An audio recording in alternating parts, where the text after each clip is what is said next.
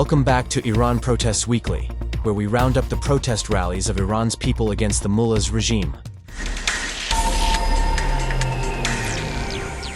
Today we begin with a look at the protest by hardworking bakers in Tehran.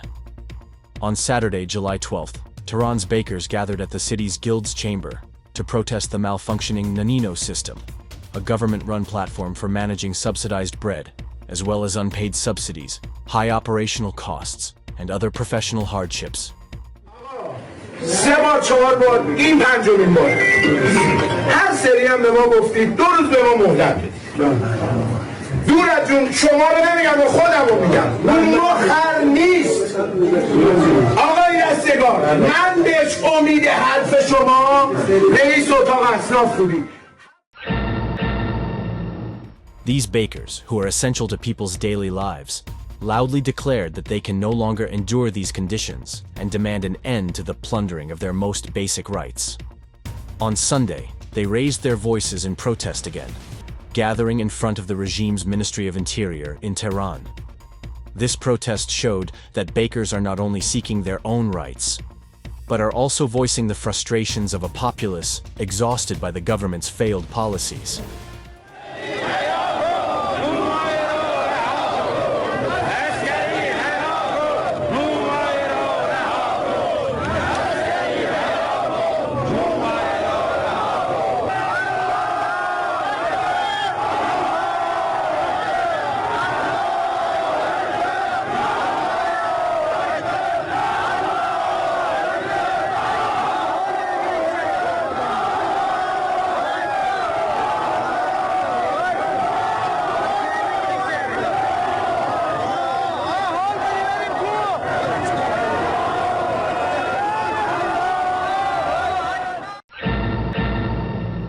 In the past week, the city of Arak witnessed a nighttime sit-in by applicants for the 8,100-unit Kaysan housing project. They, along with their spouses and children, protested in front of the regime's General Directorate of Roads and Urban Development against the authorities' failure to address their demands. These citizens, who have waited years for a home, have long been anticipating the delivery of their properties but have only received empty promises.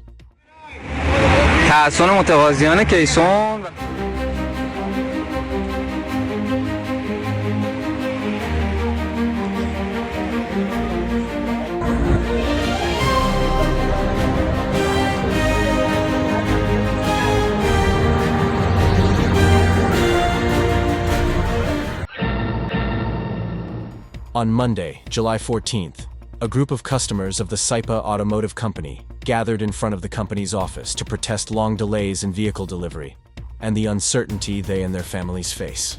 Some of these citizens paid 7 million riyals 4 months ago, while others have taken out loans and are now making payments, yet they have received neither their cars nor a clear answer. This protest continues as the state-owned car company plays with people's lives through false promises.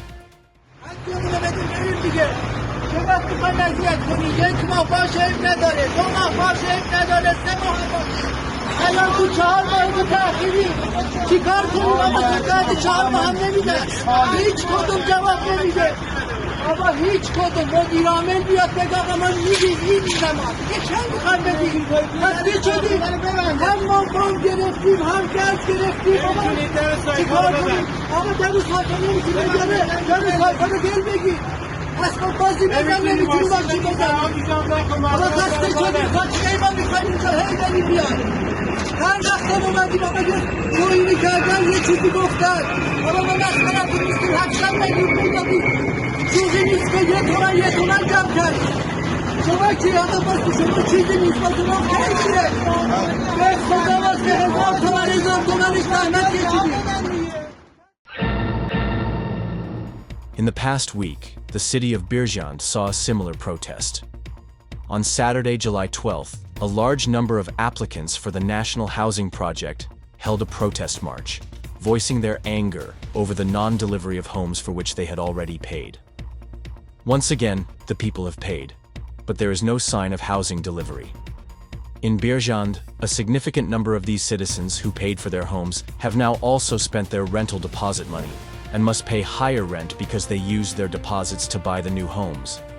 Now, they have neither a home nor a deposit.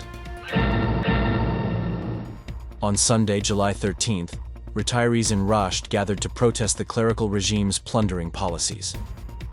After a lifetime of hard work, these citizens must now stand against the regime's looting machine in their retirement years, chanting slogans to defend the minimum livelihood that is their undeniable right.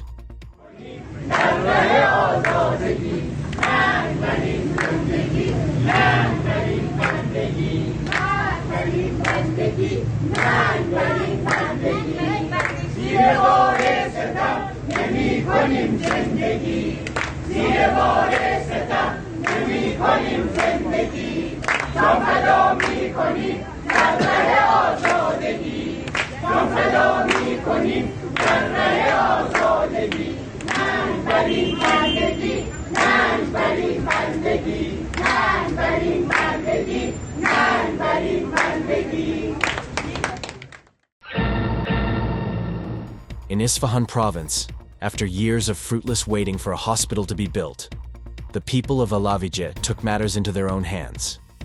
They sold their homes and gardens, used their savings, and donated land to build a hospital for their town. The clerical regime, whose duty it was to build the hospital but failed to do so, is now obstructing the opening of this hospital, which was built entirely with the people's money. Meanwhile, there are no restrictions on extracting natural resources and destroying the mountains in this region.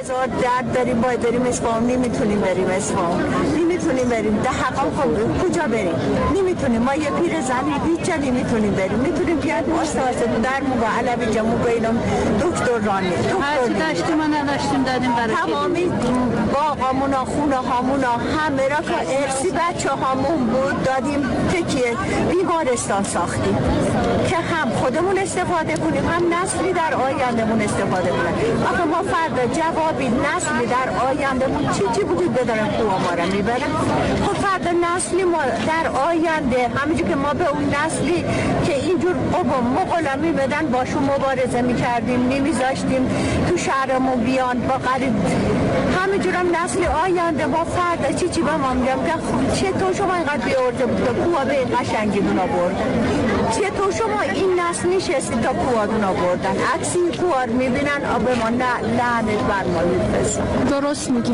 من چیکار کنیم مجبوریم بشین اینجا.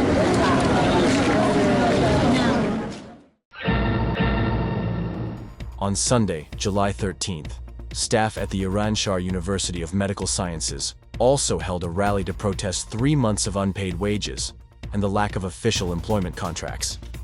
For these citizens who serve on the front lines for the people, their main concern is their livelihood and meager salaries. On the same day, the city of Shatagan witnessed a gathering of municipal workers protesting their unpaid back wages. These hard-working laborers, who have no other source of income besides these small salaries, are facing a crisis in sustaining their livelihoods. On July 14th, the people of Alavijeh held a protest in front of the local water and wastewater department. As the scorching summer sun beats down, 24 to 48-hour cuts to drinking water in some parts of Alavijeh have pushed life to the brink of crisis.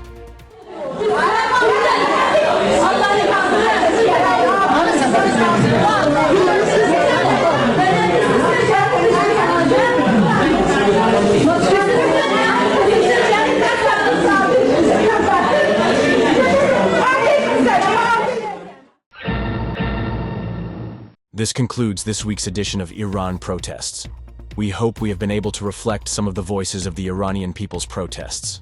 Until next time. Follow the People's Mujahideen Organization of Iran on YouTube, Facebook, X, and our website.